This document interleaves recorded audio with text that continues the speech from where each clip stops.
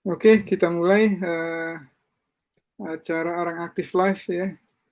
Ya, sebenarnya tidak harus live sih, cuma lebih gampang aja gitu. Dan ini juga direkam di Facebook dan juga di YouTube bisa dilihat. Nah, kebetulan, bukan kebetulan ya, hari ini kita dengan Pak Nelson ya, yang sudah Ya, sering membagikan pengalamannya kepada kita di sini. Dan mungkin sebelum kita masuk ke topik hari ini, eh, ada pertanyaan ya. Ini dari video yang lalu. Eh, jadi yang lalu itu, bentar ya, nggak tahu apa bisa kelihatan. Oh, kayaknya nggak ya bisa. bisa Tapi ya, jadi ada di video yang lalu ada yang bertanya. Begini pertanyaannya seperti tertulis ini. Mas, tolong dirinci juga mengenai minyak zaitun setiap sesudah makan berapa sendok kira-kira. Terima kasih. ya. Jadi pada dasarnya penggunaan minyak zaitun itu bisa dimakan atau diminum ya, 1 sendok makan itu setelah habis makan. Nah, itu bisa sehari 3 kali dan tentunya penggunaan minyak zaitun ini bukan hanya untuk penderita batu empedu saja ya. Jadi pada dasarnya karena lemak pada minyak zaitun ini lemaknya lemak baik ya, HDL, jadi nggak perlu khawatir, rutin diminumkan saja setiap hari walaupun tidak sakit nggak apa-apa. Karena pada dasarnya minyak zaitun ini lemaknya baik, bisa menggantikan lemak yang jahat. Nah itu. Oke, jadi eh, 3 kali sehari ya, bisa Ya, gitu ya, tidak. 1 sendok teh cukup ya. Satu Hmm. sendok sehari 3 kali itu cukup untuk minyak zaitun. Ngomong-ngomong ya dengan mengenai minyak zaitun, minyak kelapa yang apa namanya virgin coconut oil pernah Ya, pakai VCO. nggak Pak? VCO. Ya, ya. Bagaimana? Di Bagaimana Pak? eh, bagaimana pernah ada pengalaman memakainya atau dibandingkan Ya. minyak zaitun mungkin bisa jadi apakah bisa jadi alternatif juga? VCO juga pada dasarnya, baik juga, lemaknya pun lemak baik, tapi Hmm. ada beberapa zat yang itu yang memang, khususnya untuk batuk empedu ya memang lebih cenderung ke minyak zaitunnya. Minyak Ya zaitun ya. pada Hmm. minyak VCO pun baik, lemaknya, tapi ada beberapa kondisi tertentu yang memang minyak zaitun itu, lebih tepat, ya. Ya sebenarnya sih kalau menurut pengalaman pribadi, kadang kan banyak yang misalkan sakit batu empedu banyak yang WA, tapi kadang-kadang pun ada yang sempat terlewat. Maksudnya sempat terlewat itu sempat tidak saya beritahu mengenai, jus yang lain atau minyak zaitun Hmm. tadi. Tapi ternyata mengkonsumsi arang aktif aja ya dengan pola makan yang baik tentunya, tanpa minyak zaitun pun banyak yang sembuh Pak sebenarnya. Tapi Hmm. mungkin lebih sedikit lebih lama aja. Nah itu, seperti itu. Oke, oke. Ya, Ya, lalu pertanyaan berikutnya di video yang sama ya, komentar di video yang sama mengenai konsumsi arang aktif. Itu dosis, ya, frekuensi, sebelum makan atau sesudah makan. Ini ditanyakan oleh saudara Henry Otista. ya. Ya sebenarnya sih tidak ada patokan khusus ya, bisa sebelum makan, bisa sesudah makan juga bisa, tapi minimal sebisa mungkin, di jarak 1 jam aja dengan jam makan. Nah seharinya bisa kalau untuk batuk empedu misalkan bisa 3 kali, 4 kali pun tidak apa-apa. Kalau 3 4 Hmm. kali boleh, misalkan diminumkan rutin, jaga makan, ya mudah-mudahan bisa keluar batunya Pak. Nah itu. Itu tiap kali satu atau 2 sendok makan ya? Kalau saya pribadi sih menganjurkan 1/2 sendok makan cukup Pak, Oh, kalau setengah saya sendok pribadi, makan ya. Apalagi 1/2 kalau sendok. sampai tiga, apalagi kalau sampai 3 kali ya, mungkin dua tiga Ya. kali ya. Hmm. Oh, cukup 1/2 sendok makan sudah kerasa kok dia di badannya itu. Oke, oke. Ya, tadi saya juga sudah komentar juga, memang dosis ini beda dengan obat kimia ya. Kalau obat kimia itu harus persis, kalau nggak persis nanti bisa lain efeknya. Dan hanya Betul. dokter yang bisa memberikan dosisnya yang tepat ya. Sedangkan arang ini sebenarnya ya bahan alami yang juga tidak ada efek sampingan. Dalam batas-batas kewajaran sebenarnya tidak ada dosis Oh, yang pasti ya. Tentu kalau tidak ya, wajar diminum satu satu ya, 1 liter gitu ya bisa berbahaya. sembelit. Tapi bisa sembelit ya. Tapi dalam batas-batas kewajaran, mau satu sendok makan, mau setengah ya, paling ya ngapain banyak-banyak kalau emang cukup ya. Jadi kita nggak perlu menghabiskan sesuatu yang memang tidak perlu sebanyak itu. Iya. Oke, terima kasih jawabannya. Jadi itu dari video yang lalu. Semoga bermanfaat ya. Nah, hari ini Pak Nelson katanya mau sharing mengenai penyembuhan dengan arang aktif bersama dengan jus ya. Ya, Ya, mungkin jus sayur. silakan boleh sharing kita. Ya, oke, terima kasih Pak Arot atas kesempatannya. Saya akan sedikit membahas. Jadi mungkin banyak teman-teman yang baca mungkin dari artikel-artikel yang lain di Google ya. Jadi banyak yang takut mengkonsumsi arang aktif dengan misalkan dibantu dengan jus ya. Takutnya ada yang membaca takut nanti nutrisinya ikut terserap ya. Ada yang takut seperti itu. Ya pada dasarnya saya juga kebetulan menggunakan jus juga sudah lama, satu keluarga, dan juga keluarga kami pun saya sendiri sering memberikan metode untuk penyembuhan penyakit pun selain dengan arang aktif dibantu dengan jus buah atau jus sayur. Nah, jadi pada dasarnya asalkan penggunaannya tidak di berdekatan waktunya 1-2 jam di jarak dengan penggunaan jus buah atau jus sayur, pada dasarnya arang aktif itu tidak akan menyerap nutrisi ya.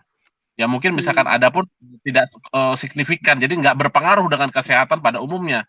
Karena saya pribadi pun mengkonsumsi arang aktif mungkin sudah puluhan tahun ya, dari zaman dulu Opus Boro pun saya sudah konsumsi hampir setiap hari ya, bisa dibilang, apalagi zaman COVID seperti ini, tidak ada merasa kekurangan nutrisi atau kekurangan gizi, malahan badan lebih sehat, tidak gampang terkena virus, flu, sangat daya tahan tubuh selalu fit, nggak gampang capek. Nah, seperti itu. Nah, jadi penggunaan jus ini terutama misalkan untuk penderita batuk empedu. Nah, jadi pada dasarnya dianjurkan, ya sebenarnya sih bisa ya. Jadi pada dasarnya banyak orang berpikir, oh gini, sebenarnya pakai arang aktif pun sudah bisa itu keluar batuk empedunya, tapi memang jus ini memang melengkapi gizi ya. Jadi jus ini kan terdapat dari sayur dan buah ya. Jadi kalau saya kebetulan punya bukunya, ada Dokter Nainggolan, mungkin Pak Arut punya bukunya juga. Ada bahas mengenai jus terapi. Nah, di situ saya jus terapi ya. Jus terapi itu saya sering padukan metode jus terapi ini dengan penggunaan arang aktif. Bukan hanya batuk empedu ya, banyak juga penyakit lain, itu sangat efektif dan sangat cepat sekali. Dan juga tentunya tidak tanpa efek samping. Kenapa? Karena sayur dan buah itu kan makanan sehari-hari, tapi kenapa kita dalam bentuk jus? Karena pada dasarnya kalau kita masak itu banyak gizi-gizi, nutrisi-nutrisi itu sudah hilang karena dipanaskan. Karena memang sebaik itu baik sayur dan buah itu dikonsumsi mentah. Nah, dengan di jus itu nutrisi yang kita dapatkan bisa dibilang hampir 100%. Kenapa? Ya itu, karena kan hanya kita jus, ambil sarinya, kita minumkan langsung. Tentunya itu untuk pengobatan penyakit apapun, ya mungkin nanti dengan tanya jawab bisa lebih spesifik ya penyakit apa aja ya. Itu sangat cepat sekali membantu segala jenis penyakit di luar metode arang aktif tadi ya. Jadi dipadukan keduanya. Iya, menarik. Jadi memang saya juga sering mengatakan bahwa sebenarnya di acara channel ini atau di channel ini topiknya arang aktif ya. Tapi bukan berarti sebenarnya kami juga berpikir bahwa hanya arang aktif saja yang perlu diperhatikan. Ya. Selalu kita tekankan bahwa itu hanya membantu ya, Sedangkan badan itu sendiri perlu dijaga kondisinya. Jadi walaupun nanti misalnya sesuatu penyakit bisa sembuh karena arang aktif, kalau kondisi badan tidak dijaga dengan cara tentu nutrisi yang baik ya, makanan dan minuman yang penting bagi kesehatan, ya akan datang lagi juga penyakitnya. Jadi arang aktif bukan segalanya. Jangan kita berpikir kita bisa lakukan sesukanya terhadap badan kita, tak perlu memperhatikan bahan-bahan lain yang bagus bagi kesehatan, kemudian asal ada arang aktif. Gitu. Itu tidak benar ya. Jadi ini sebenarnya hanya memilih topik aja, topik arang aktif. Tapi sebenarnya penting kita memperhatikan. Salah satunya memang jus ini sangat menarik ya.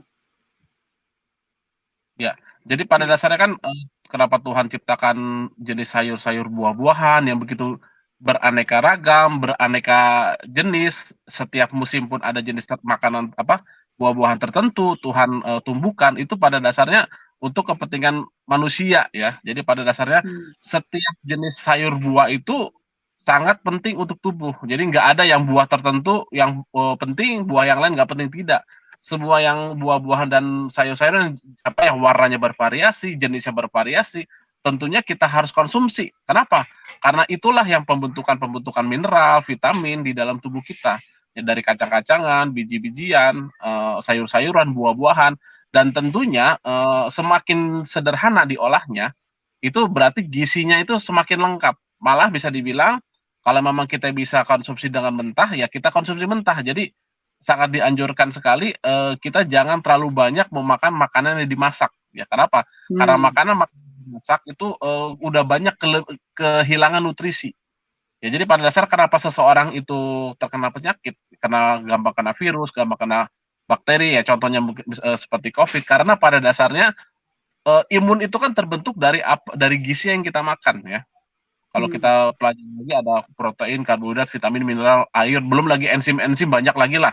Tapi intinya itu, jadi imun kita terbentuk dari makanan, gizi-gizi makanan yang kita makan sehari-hari. Nah, jadi tentunya pada saat kita terlalu banyak makan yang dimasak, apalagi makan yang digoreng, tentunya itu pada dasarnya Hmm. mungkin kuantitas makanan itu banyak. Misalkan nasi goreng ya, satu porsi nasi goreng itu kalorinya tinggi, ya Hmm. porsinya tinggi mengenyangkan. Nah, tapi apakah ada mineralnya di situ? Apakah ada vitaminnya? Nilai gizinya itu seperti apa? Nah, jadi kita pada dasarnya sebaiknya kita makan itu bukan hanya memperhatikan porsi makanannya, tapi jenis makanannya. Ya, jadi apakah makanan ini baik untuk kesehatan kita untuk tidak? Ya, tentu tadi itu semakin sederhana diolahnya, nilai gizinya semakin tinggi. Nah, seperti itu. Iya. Ada dua yang saya mau komentari dari yang baru disebutkan. Pertama mengenai jus ya. Tadi disebutkan tadi mengenai warna ya, warna. Jadi uh, kalau kita baca buku itu bisa tebal sekali bukunya mengenai jus ya. Artinya untuk ini sayuran ini bagus atau buah ini bagus. Dan itu banyak sekali. Jadi perlu dipelajari. Nah, Ya, betul. Ya, tapi ada cara yang sederhana, yaitu dari warna. Saya ya. pernah pelajari dari warna. Artinya kalau kita minum atau makan buah-buahan atau jus dengan jus buah atau jus sayur, ambillah warna yang uh, variasi ya. Jadi ada hijaunya, ada merahnya, ada kuningnya. Jadi itu juga menjadi indikator gitu bahwa apa yang kita makan itu lengkap. Ya, Bukan betul. begitu? Ya? Ya, betul, Pak. Ya. Hmm. Jadi itu Jadi kan satu cara yang mudah ya untuk sebelum memahami lebih lanjut ya artinya yang ini untuk apa, tapi dengan mengkombinasikan warna, pada dasarnya kita betul. lebih mengambil dengan lebih lengkap. Ya. Nah, saya ambil contoh begini, Pak. Jadi sebenarnya contoh misalkan ada jenis-jenis makanan dari karbohidrat, dari protein, dari apa lemak itu yang betul-betul contohnya misalkan anti radang. Jadi radang itu bisa berarti kan radang ginjal, radang lambung, atau gastritis, radang tenggorokan. Pokoknya intinya yang berhubungan dengan infeksi, radang dari tumbuh-tumbuhan yang kita makan itu pada dasarnya ada. Contoh sayur-sayuran anti radang itu yang paling bagus itu wortel, Pak. Nah, Hmm. jadi semua jenis jadi kalau misalnya kita terkena penyakit yang berhubungan dengan infeksi dengan radang, ya berarti kita bisa mengkonsumsi makanan yang anti radang. Ya contohnya kalau misalkan sayur itu paling anti radang itu wortel. Nah, misalkan buah-buahan itu paling tinggi anti radang itu alpukat, misalkan sederhana ya. Terus misalkan biji-bijian seperti chia seed. Nah, kacang almond, nah itu untuk kacang-kacangan, kacang almond itu pun termasuk anti radang dan juga lemaknya dari minyak zaitun ya dari itu maksudnya mungkin biji-bijian juga. Nah, itu pun anti radang. Jadi kalau misalnya kita terkena penyakit yang berhubungan dengan radang, termasuk kanker ya. Nah, kita Hmm. bisa makanan-makanan yang radang tadi, makanya hampir semua eh, pengrajin itu jus terapi pasti penderita kanker pasti dikasih wortel. ya. Karena Hmm. pada dasarnya penderita kanker itu sebenarnya radang juga, ya radang yang akhirnya semakin parah. Nah itu makanya diwajibkan mengkonsumsi wortel. Nah terus untuk karbohidrat itu anti radang itu misalkan dari itu kentang. Nah, itu adalah anti radang. Nah makanya saya misalkan pembelian aktif yang di saya penderita batu empedu tidak semua saya kasih jus apel Pak. Nah jadi kita perhatikan dengan kondisi. Apakah kondisinya ini ada juga kena juga radang empedunya, apakah livernya pun sudah kena, dilihat dari warna BAB-nya. Nah itu pun kita harus perhatikan. Nah makanya dianjurkan ya itu tadi kalau misalkan yang agak serius kondisinya, sebaiknya konsultasi dengan saya di WA aja ya, di WA. Karena itu setiap penyakit itu jenis-jenisnya itu berbeda. Nah itu dibutuhkan yang Pak Arut bilang tadi, dibutuhkan pengetahuan dan pengalaman juga tentunya Pak. Nah, tidak sembarang juga Ya. memang. Dan COVID juga kan apa yang itu adalah radang juga ya, ke badai sitokin itu kan radang inflamasi ya. Inflamasi, Jadi infeksi, ya. iya, sangat sangat mempengaruhi kondisi kita kan memang. Oke, Betul. satu lagi tadi saya sebut ada dua kan. Satu lagi yang saya mau komentari tadi adalah mengenai yang sederhana gitu ya. Jadi yang dimasaknya secara semakin sederhana semakin baik. Ini penting ya. Termasuk juga bukan hanya cara memasak, tapi semakin banyak makanan itu diproses, sebenarnya semakin Ya, tidak baik kan. Jadi betul, ya. misalnya masih makan daging ya, masih suka makan daging. Lebih bagus daging yang dimakan itu daging yang memang segar, jangan yang sudah diproses. Seperti Betul, sosis misalnya, sosis kan sudah diproses. Jadi semakin terproses makanan itu, semakin tidak baik. Dan ini bukan hal yang baru dan hal yang betul. umum ya. Silakan di Google juga keluar artinya proses food atau makanan yang terproses itu semakin banyak dia terproses semakin tidak bagus. Padahal kita semakin modern kita semakin sering belanja di Betul. supermarket, mall, dan makanan yang ada di mall atau supermarket biasanya tidak segar kan, banyak yang sudah di kaleng atau di botol atau di kotak ya, yang sudah Ya, terproses. Gitu. betul. Belum lagi dimasak dengan sangat rumit ya, segala macam bumbu dan proses memasak yang buat supaya dia menjadi enak gitu.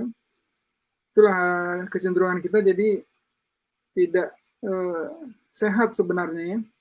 Ya. Ya walaupun kalau dari saya pribadi selalu menganjurkan terutama penyakit-penyakit yang lumayan kronis seperti diabetes, kanker itu memang saya anjurkan untuk vegan ya. Kalau vegetarian saya anjurkan.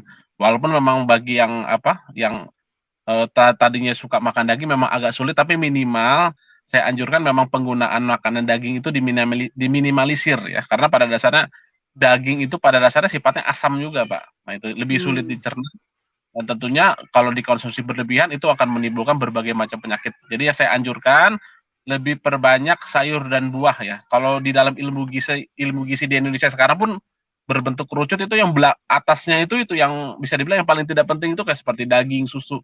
Itu minimalisir Yeah, lah penggunaannya. yeah, Kita lebih banyak mengkonsumsi sayur dan buah. Nah itu seperti itu. yeah. Dan sebenarnya harusnya sih lebih murah ya, harusnya. Walaupun kadang-kadang mendapatkan yang segar mungkin agak susah ya. Tapi Iya, dibanding daging-dagingan, jadi eh, karena untuk memproduksinya jelas lebih mudah sebenarnya daripada eh, memelihara sapi misalnya untuk dijadikan makanan. Sapinya juga iya, makan rumput-rumputan atau betul. sayur-sayuran gitu. Kenapa nggak kita makan langsung saja? Jadi lebih lebih panjang prosesnya gitu untuk mendapatkan makanan daging itu. Ya, Ya jadi tadi saya juga sebenarnya berpikir begitu, arti ingin mengatakan begitu. Cuma memang kadang susah bagi orang yang belum bisa, bagi orang yang belum bisa untuk menjadi vegan atau vegetarian. Paling tidak dia sebaiknya berusaha mendapatkan yang lebih segar, jadi yang tidak terproses. Tentu lebih ideal adalah eh, berhenti menggunakan bahan-bahan yang dari daging-dagingan gitu ya, ikan-ikan. Tapi itu secara umum ya, ini berarti ini maksud Pak Nelson ini spesifik kepada batu empedu, diabetes, dan yang penyakit-penyakit seperti itu ya, bukan hanya secara umum ya, apalagi kalau sudah kena penyakit seperti itu ya. Jadi kalau saya anjurkan misalkan pengguna arang aktif ini yang batu empedu minimal kalau misalkan mau makan hewani, misalkan ikan, pilih yang tidak berlemak, ayam jangan dengan kulitnya atau hanya dadanya saja. Nah itu kan minimal kadar lemaknya rendah. Walaupun tetap selalu saya di situ ditulis WA sebisa mungkin tempe tahu aja lah untuk protein. Nah kan kita sudah mengkonsumsi minyak zaitun pun itu udah lemak baik sebenarnya untuk menggantikan lemak dari daging. Jadi nggak perlu takut kalau misalkan kita tidak makan daging itu kurang gizi atau lemak, sebenarnya nggak perlu takut, asal kita tahu nih, kan daging itu kan mengandung protein dan lemak ya. Jadi kita harus tahu juga makanan pengganti apa yang bisa menggantikan lemak dan protein dari daging tadi. Ya contohnya kalau lemak itu yang sederhana kan dari alpukat itu udah mengandung lemak, lemaknya HDL lagi lemak baik. Dan juga minyak zaitun, kacang tanah sangrai, kacang almond yang dipanggang, nah itu pun mengandung lemak, lemaknya lemak baik. Nah, protein juga sama, tempe, tahu, jamur, ya, kacang kedelai, kacang hijau itu mengandung protein, tapi proteinnya yang bukan dari hewani. Jadi pada dasarnya dengan vegan sebenarnya bisa mencukupi gizi asal kita jangan lupa makanan pengganti dagingnya tadi, baik lemak nabati maupun protein nabatinya. Nah itu Pak, seperti itu. Bagaimana dengan vegetarian? Artinya vegan itu kan sama sekali tidak makan telur juga tidak kan? Betul ya, ya. Dalam konteks penyembuhan penyakit dengan batu empedu atau yang lainnya itu, apakah bisa dengan cukup efektif dengan jadi vegetarian atau memang jauh lebih baik untuk jadi vegan?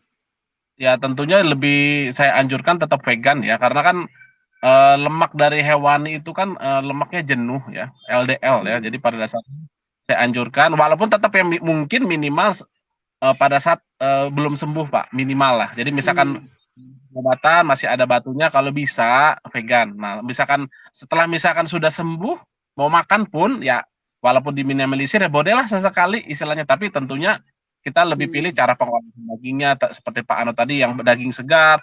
Terus kalau bisa jangan digoreng, karena kan kalau misalkan digoreng itu lemak dari minyaknya itu pindah ke dagingnya. Nah itu jadi saya anjurkan walaupun mau makan pun, walaupun sudah sembuh, diminimalisir lah. Saya tidak melarang ya penggunaan makanan daging, tapi minimal diminimalisir, kita lebih fokus ke sayur dan buah. Nah itu Pak, seperti itu Pak. Ya memang kalau mau sembuh ya sebaiknya ada komitmen dan pengorbanan ya. walaupun nggak gampang ya. Tapi sebenarnya nggak makanan Indonesia yang makanan dalam tanda kutip kampung cukup vegan ya. Kita kan juga seperti tadi Pak Lesang bilang, kita ada tahu tempe, sayur-sayuran, biasa juga kok sebenarnya sehari-hari. Orang yang tidak memakai kata vegan juga sebenarnya 80% mungkin udah vegan gitu ya. Dengan kebiasaan itu. Singkong, ubi, rebus, pisang rebus itu kan enak Pak. Aduh nikmat.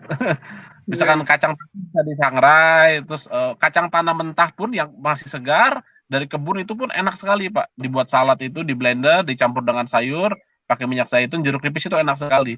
Jadi selain makanan sederhana, memang betul kita pun walaupun makanan sederhana, tapi memang kita harus belajar untuk mengolahnya dengan enak Pak. Nah itu. Jadi memang bukan berarti sederhana, tapi maaf ya, bukan berarti tidak bisa masuk.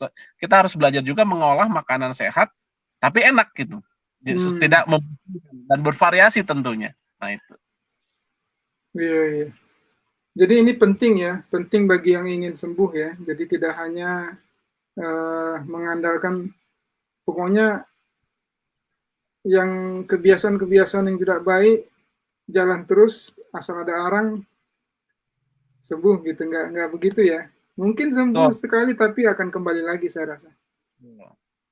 Ya, makanya tujuan saya kita ngobrol di sini Pak Arnold ya, di channel YouTube saya juga, itu kan sebenarnya kan mengedukasi masyarakat ya, bukan hanya sekedar mengenai arang aktif, tapi mengenai kesehatan ya secara umumnya Betul. supaya ya semua kita ini sehat gitu. Kalau misalkan sebisa mungkin kalau misalnya si arah aktif udah sembuh ya sebisa mungkin ya kalau memang bisa mempertahankan konsisten pola makannya ya bisa berhenti saja minum arang aktif atau mungkin bisa menganjurkan yang lain aja yang sakit nih ada arang aktif bisa seperti itu. Kita kan maunya Betul. supaya ya sekali sembuh ya jangan kambuh lagi. Nah, jadi dengan pelajaran-pelajaran sederhana ini ya sebenarnya kan tidak mahal juga ya. Maksudnya makan bayam berapa harganya kangkung, sawi. Dan jangan takut asam urat ya. Jadi kebanyakan orang Indonesia itu sayur itu takut asam urat tapi jeroannya dimakan. Nah, itu terbalik, Pak. Gitu. Nah, itu. Oh ya, Nah, itu. belum pernah saya dengar. Memang banyak gitu yang takut asam urat karena sayuran. Oh, banyak, Pak. Jadi selalu ya, Oh betul. gitu. Ya, jadi banyak masyarakat, kebetulan saya juga dulu offline Pak ya, penyuluhan kesehatan di Hmm. instansi-instansi. Banyak pada saya jelaskan makanan sederhana sayur, "Aduh Pak, asam urat makan sayur." Banyak dibantah seperti itu. Nah itu Oh gitu. ya, mungkin di sini nanti di pertemuan selanjutnya bisa dijelaskan mengenai asam urat Pak. Itu penting juga, Iya, karena iya. tadi banyak mitos-mitos masyarakat akhirnya pada takut makan sayur Pak, karena takut asam urat, padahal bukan itu penyebabnya. Nah itu. Oh iya, iya, iya. Ya boleh tuh kita bahas nanti. Jadi Ya. bukan yang dia takuti bukan kacang-kacangan atau apa, tapi sayur-sayuran gitu ya. Iya, sayuran juga, kacang-kacangan juga, Pak. Nah itu. Oke, oke. Ya, padahal sayur-sayuran ini bisa dikatakan tidak ada efek sampingan ya sebenarnya. Betul.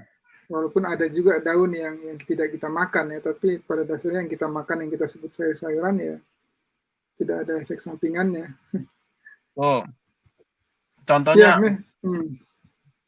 ya itu singkatnya kan penyebab asam urat kan makanannya mengandung purin tinggi. Nah, jadi kan kalau misalkan kita pelajari ya mungkin singkatannya jeroan itu kan purinnya 1000 per 100 gram. Nah, itu. Jadi Hmm. kalau sayur itu hanya 50 per 100 gram purinnya kan jauh 1000 banding 50, Pak. Tapi yang disalahkan 10 purinnya, Pak. Nah, itu. Nah, itu. Iya, iya, oke. Ya memang tadi seperti yang disebut tadi memang tujuan kita sama, ketujuan channel ini juga sama, kesehatan ya. Jadi arang itu hanyalah salah satu bahan yang bisa kita pakai. Kebetulan menarik dan cocok untuk dijadikan tema ya. Tapi sebenarnya isi channel ini juga seperti yang bisa dilihat di rekaman-rekaman yang lalu. Kadang kita bahas mengenai air, kadang kita bahas mengenai matahari, eh, olahraga dan lain sebagainya. Jadi sebenarnya tujuannya adalah kesehatan. Dan arang aktif ini eh, ya bisa dikatakan pertolongan pertama atau Ya. pertolongan terakhir gitu. Jadi tidak satu-satunya, tidak satu-satunya. Kadang-kadang kalau udah parah sekali dia jadi pertolongan terakhir. Tapi kemudian tetap badan itu harus dibiasakan untuk ini ya, untuk menjadi sehat ya. Kalau enggak akan berulang-berulang atau malah tidak bisa sembuh lagi. Oh, iya. Ya seharusnya sih pertolongan terakhir itu obat kimia ya Pak ya. Jadi arang aktif itu harusnya kalau di keluarga kami mau itu batuk, demam, flu itu arang aktif pasti Pak itu.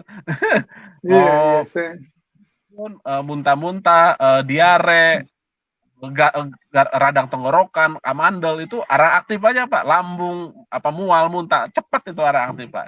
Nah itu tentunya dengan iman ya, jangan lihat karena bentuknya ya, hitam, aduh. Nah harus dengan iman yakin sembuh minum arang aktif Pak. iya, betul. Saya juga mungkin udah 10 tahun hanya nggak pernah bisa dikatakan tidak pernah makan obat ya. Jadi hemat hemat sehat, apalagi yang kita perlukan kan. Kalau kita pakai obat mahal ya. Ya mohon maaf Tuh. kepada yang berbisnis obat ya, tapi artinya ini satu pilihan ya, pilihan yang saya pikir bagus gitu.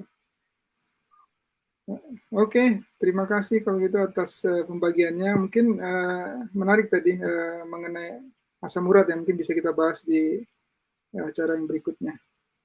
Ya, oke Pak. Ya. Oke, terima kasih Pak Nelson. Sehat Ya, selalu. Yuk. ya terima kasih. Ya.